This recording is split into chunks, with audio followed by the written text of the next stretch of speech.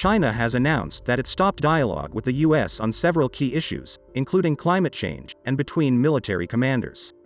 It is part of Beijing's furious reaction to US House Speaker Nancy Pelosi's visit to Taiwan. China's foreign ministry also announced a halt to exchanges with the US on cross-border crime prevention. In response to Pelosi's visit to the autonomous island, which China considers its territory, Beijing launched military exercises at sea and in the air.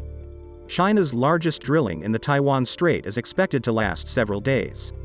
Taiwan's defense ministry said it launched jets to warn Chinese planes that had entered the island's air defense zone.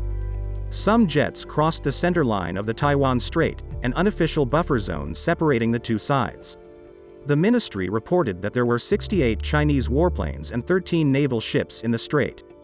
The Eastern Theater Command of the People's Liberation Army of China said it conducted air and sea exercises to test the joint combat capabilities of the troops. As a result, analysts said, key trade routes for cargo and goods exported around the world were disrupted.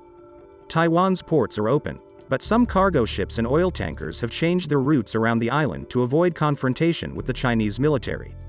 According to analysts and shipowners, in some cases, this adds about half a day to sailing time.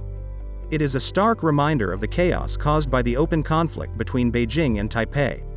U.S. Secretary of State Anthony Blinken argued that Washington repeatedly made clear to Beijing that it did not want to create a crisis over Ms. Pelosi's visit. Speaking at a press conference in Cambodia, Blinken called China's response exaggerated. He said, "There is no excuse for this extreme, disproportionate, and escalatory military response. Now they raised the dangerous action to a new level." Blinken added that the U.S. would not act to provoke a crisis, but that it would support regional allies and make targeted naval transfers across the Taiwan Strait.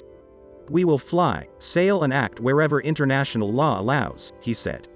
Chinese Foreign Minister Wang Yi told a media briefing that Washington should not act recklessly and provoke an even bigger crisis. He said, "I heard that U.S. Secretary of State Blinken held his press conference and spread some misinformation and told untruths. We want to warn the United States, don't act rashly, don't exacerbate the crisis." Jing Quan, a senior official at the Chinese embassy in Washington, said the U.S. should act immediately and apologize for Pelosi's visit.